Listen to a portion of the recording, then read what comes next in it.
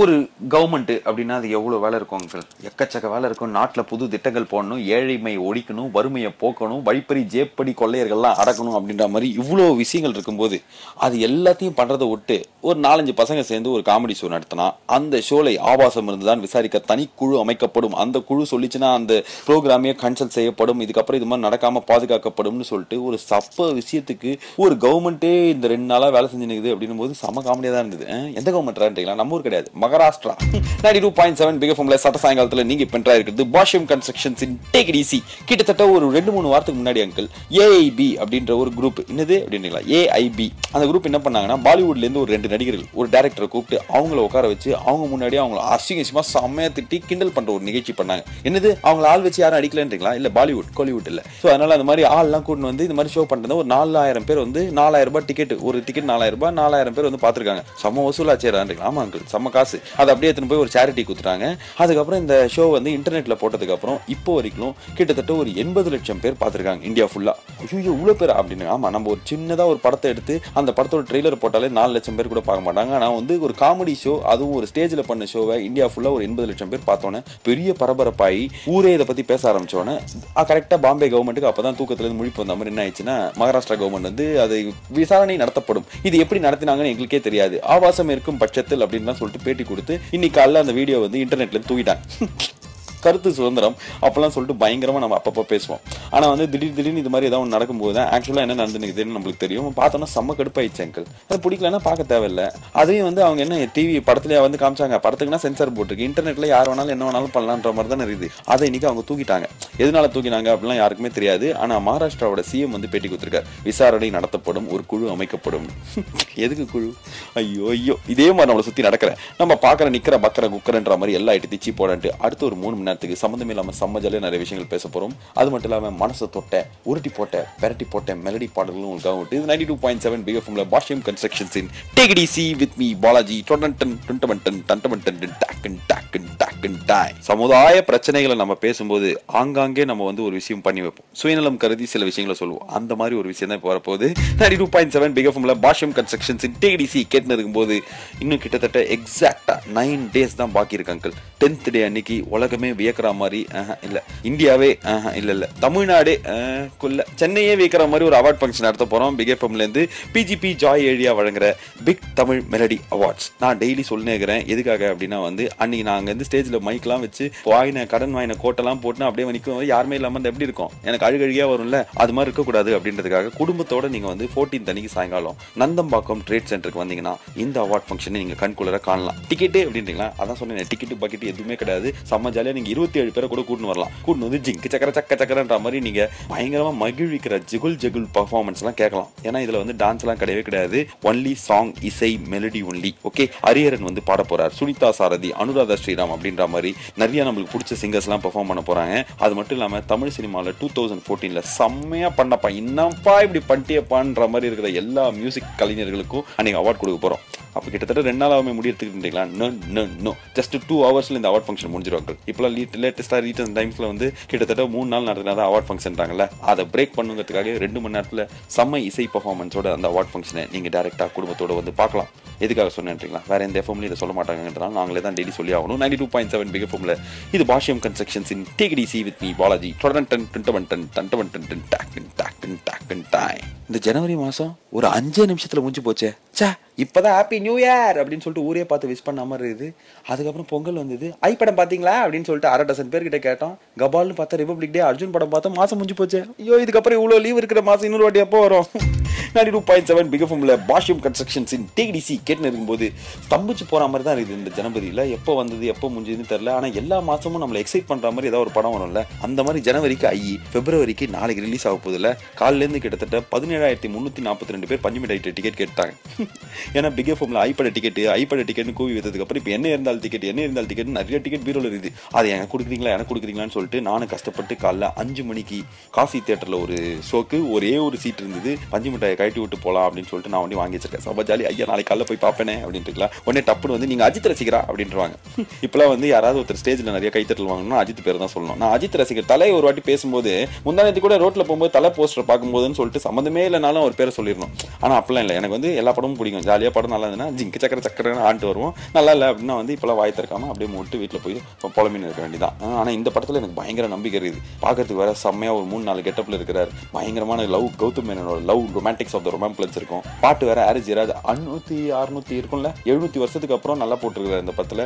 So இது எல்லாத்தையும் சேர்த்து நாளைக்கு காலைல போய் பார்த்துட்டு நல்லா இருந்து நான் வண்டி சாயங்காலம் சொல்கிறேன். அவ்வளோதான்.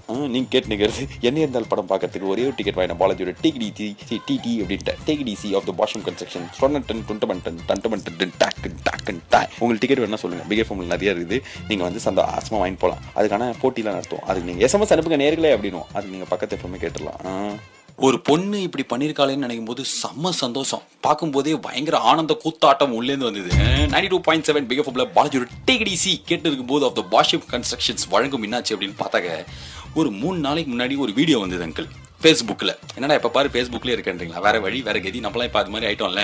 அந்த மாதிரி வந்த வீடியோ என்ன அப்படின்னா, ஒரு ஏரோப்ளேனில் ஒரு இளம் மங்கை வந்து ட்ராவல் பண்ணியிருக்காங்க தனியாக ஒரு ஊர்லேருந்து இன்னொரு ஊருக்கு. ஜிங்கு சக்கரன்ற மாதிரி ஜாலியாக போன அந்த பயணத்தில் திடீர்னு வந்து என்ன ஆகிட்டு இருக்குது அப்படின்னு பார்த்தாக்க, பக்கத்து சீட்டில் இல்லை பின்னாடி சீட்டில் வந்து ஒரு ஆள் உட்காந்துக்கிறான். கிழவன் ஒரு 55 வயசுக்கு மேலே இருக்கிற ஒரு ஆள். இவன் உட்காந்து என்ன பண்ணியிருக்கான் அப்படின்னா, கரெக்டாக ஃப்ளைட்டு லேண்ட் ஆகும்போது அந்த பொண்ணுக்கிட்ட தப்பாக நடக்க முயற்சி பண்ணியிருக்கான். கையெத்துன்னு போயிட்டு ஏதாவது இது பண்ண முடியுமா அப்படின்ற மாதிரி நான்சென்ஸ் மாதிரி பிஹேவ் பண்ண ட்ரை பண்ணியிருக்கான். நார்மலாக என்ன ஒரு பொண்ணுக்கிட்ட இப்படி யாராவது பண்ணுறானுங்க இந்த மாதிரி லூசுங்களாம் அப்படின்னா வந்து அந்த பொண்ணு வந்து வெக்கப்பட்டு பயத்தில் ஒரு மாதிரி இது யார்கிட்டையும் சொல்லாமல் அப்படியே மூடி மறைச்சிடும். அப்படி இல்லைன்னா ரொம்ப ரேரஸ்ட் கேஸில் வந்து அதை காத்த கட்சியோட புடக்கல அப்படின்ற மாதிரி திட்டிட்டு போயிடும். ஆனால் இந்த பொண்ணு என்ன பண்ணிச்சு, இந்த மாதிரி நம்ம வெறுமனை திட்டு போயிட்டா அந்த ஆளுக்கு வந்து என்ன பெரிய அசிங்கம், அந்த இடத்துல இருக்கிற ஒரு 10 பேர் பார்ப்பாங்க, அதோட முடிஞ்சு போயிடும் அப்படின்ற மாதிரி செம்ம தைரியமாக ஃபோன் எடுத்து அந்த பையனை, அதாச்சும் அந்த பையன் பாருங்க அந்த கிழவனை அசிங்கமாக திட்டுது. கேள்வி கேட்குது, உனக்குலாம் வெக்கமா இல்லை இப்படி பண்ணுறிய நீலாம் சி ஒரு ஆளா அப்படின்ற மாதிரி கிட்டத்தட்ட 2 நிமிஷத்துக்கு திட்டி அதை வீடியோவாக எடுத்து அந்த வீடியோவை இன்டர்நெட்லையும் போட்டதுக்கப்புறம் இந்தியா ஃபுல்லாக இப்போ அந்த ஆள் இப்படி ஒரு அசிங்கத்தை பண்ணது தெரிஞ்சிச்சு. அவன் மூஞ்சே எப்படி தெரியுமா இருக்கு அங்கிள், அவன் கிழவன் அவன் என்ன பண்ணுறான்னா வந்து அப்படியே சிரிக்கிறான். கடைசியில் சிரிச்சுட்டு, ஐயோ எனக்கு ஒரு பொண்ணு இருக்குமா, ஏமா என்ன போய் இப்படி அசிங்கப்படுத்துற அப்படின்ற மாதிரி அந்த பொண்ணுகிட்ட கூச்சமே இல்லாமல் கேட்குறான். அவன் மேலே இப்போ கேஸ்லாம் ஃபைல் பண்ணியிருக்காங்களாம். ஆனால் கேஸ் ஃபைல் பண்ணுறதோட நிறைய பேருக்கு இது போய் ரீச் ஆகி நிறைய பொண்ணுங்களுக்கு சூப்பரில் அப்படின்ற மாதிரி ஒரு உத்வேகத்தை கொடுத்துருக்கிற மாதிரி இருந்தது இந்த வீடியோ. நீங்களும் முடிஞ்சா பாருங்க அங்கிள். அதே மாதிரி அடுத்த வாட்டி யாராவது தங்கச்சி இது மாதிரி பண்ணாங்கன்னா பொக்குன்னு வாயிலே குத்தி அதை வீடியோ வைத்து போடு. அந்த ஆளோட வாழ்க்கையில் அது மறக்க முடியாது. அதுக்கப்புறம் அவன் கண்டிப்பாக வேறு யார்கிட்டையும் அதை பண்ணவே மாட்டான். எனக்கு ரொம்ப சந்தோஷமாக இருந்தது. இப்படி தான் இருக்கணும்ல செம்ம தைரியமாக.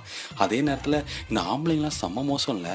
It's a nonsense, not about you uncle, but lot of men are very bad and cheap and all. இதில் வேறு நிறைய ஆண்களுக்கு வந்து என்ன உண்மையாக பொய்யான்னு தெரியாமே இந்த பொண்ணை பற்றி புகழ்ந்து சொல்கிறீங்களே அப்படின்னு. அது பொய்யா இருந்தாலுமே அந்த பொண்ணு இன்னைக்கு பண்ண ஒரு விஷயம் நிறைய பேரை என்கரேஜ் பண்ணியிருக்கிறதுக்கு யூஸ் ஆயிருக்கு. அதனால் அது நல்லது தான். திருவள்ளுவரே சொல்லியிருக்காருன்னா நிறைய தமிழ் படத்தில் வரும்ல. 92.7 பிகஃப்ல அந்த பொண்ணு பார்த்து ஸ்தம்பிச்சு போன பாலாஜியோட இது பாஷ்யம் கன்ஸ்ட்ரக்ஷன்ஸ் டிடிசி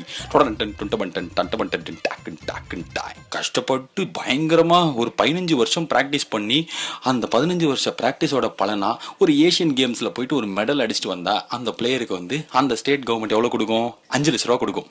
அதே வந்து பெரிய எல்லாருக்கும் தெரிஞ்ச மாதிரி ஒரு விளையாட்டில் ஜெயிச்சு இது பண்ணால் ஒரு 50 லட்ச ரூபா வரைக்கும் கிடைக்கும். லேண்ட் ஏதாவது கொஞ்சம் ஒன்று கொடுப்பாங்க. இது எப்போ 15 வருஷம் ப்ராக்டிஸ் பண்ணி அந்த விளையாட்டை நல்லா விளையாடுனதுக்கப்புறம் 92.7 பிகஃபும்ல வாஷிம் கன்ஸ்ட்ரக்ஷன்ஸ் டிடிசி கேட்டுன்னு இருக்கும்போது கஷ்டப்பட்டு இப்படி விளையாட்டு போய் அதுக்கும் எந்த பலன் இல்லாமல் தான் நம்ம ஊரில் விளையாட்டுலாம் இருக்குது. அந்த மாதிரி வருஷம் நேஷனல் கேம்ஸ் நடக்கும் இந்தியாவில்.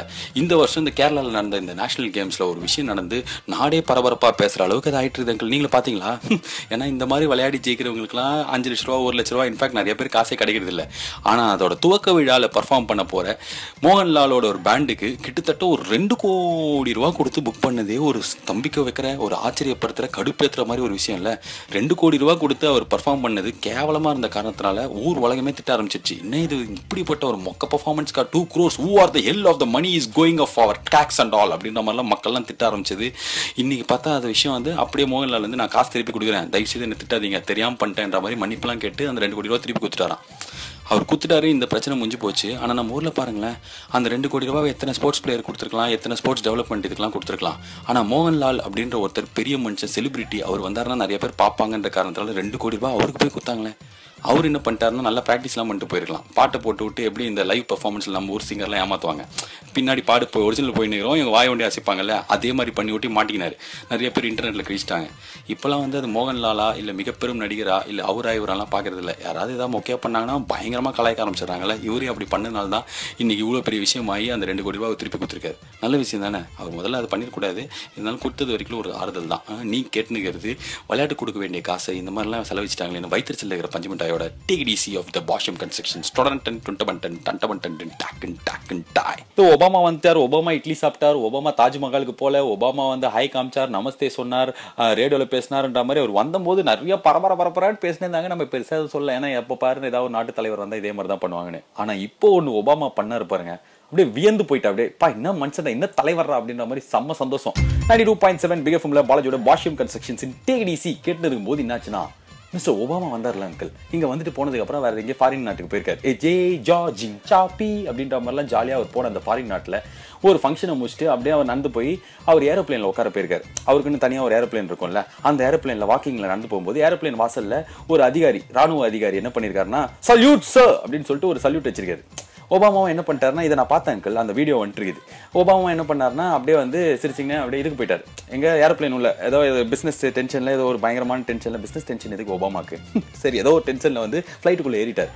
ஏறி போனவர் ஒரே ஒரு செகண்ட் தான் யோசிச்சிருக்கிறார். ஐயோ ஒரு அதிகாரி நம்மளுக்கு சல்யூட் அடிச்சுட்டு நம்ம அவரை வந்து கண்டுக்காமல் போயிட்டோமே அப்படின்னு சொல்லிட்டு குடுன்னு ஃப்ளைட்லேருந்து கீழே வந்து அந்த அதிகாரி கிட்ட போயிட்டு, சார் சாரி உங்கள் வேலையை நீங்கள் பார்த்தீங்க, ஆனால் நீங்கள் அடித்த சல்யூட்டுக்கு நான் மரியாதை கொடுக்குற மாதிரி உங்களுக்கு திருப்பி சல்யூட் அடிக்கல, என்னை மன்னிச்சுக்கோங்கன்ற மாதிரி ஒன்றத்தை சொல்லிட்டு ஃப்ளைட்டில் ஏறி அந்த பால் போயிட்டே இருந்துட்டாரு. அமெரிக்க அதிபர் ஒரு சாதாரண அதிகாரி ஒரு சல்யூட் அடிச்சும் போது அதுக்கு திருப்பி அடிக்கலங்கிறதுக்காக மன்னிப்பு வந்து கேட்டு போறான்னா பாருங்களேன், செம்ம விஷயம் இல்லை. நம்ம ஊரில் கவுன்சிலரே வந்து போலீஸுக்கு வணக்கம் வைக்க மாட்டார். போலீஸ் வணக்கம் வச்சா என்னப்பா அப்படின்னு. ஆனால் ஒரு அமெரிக்க அதிபர், அது உலகத்திலே பெரிய நாடு, பயங்கர பவர்ஃபுல் நாடுன்னு சொல்ற நாட்டோட அதிபருக்கு இருக்கிற பேசிக் கர்டசி அந்த manners and all it's good. No நம்ம தான் உடனே ஃபாரின்காரங்கன்னா திட்ட ஆரம்பிச்சிருவோம், அவங்க கலாச்சாரம் பண்ணுவோம், அதை அமெரிக்க ஏகாதி தீபத்தி இங்கு தக்கற தக்கா அப்படின்ற மாதிரி வாயில நுழையாதெல்லாம் சொல்லுவோம். ஆனால் பாருங்களேன், செம்ம பண்பு இல்லை. ஒரு தலைவராக இருந்து இவ்வளோ ஒரு மாடஸ்டா ஒரு ஹம்பிளா போயிட்டு அவர் அந்த சாரி கேட்டதுலேருந்து நான் ஒபாமா ரசிகர் மன்ற நற்பணி சிறையெல்லாம் ஆகிட்டேன்.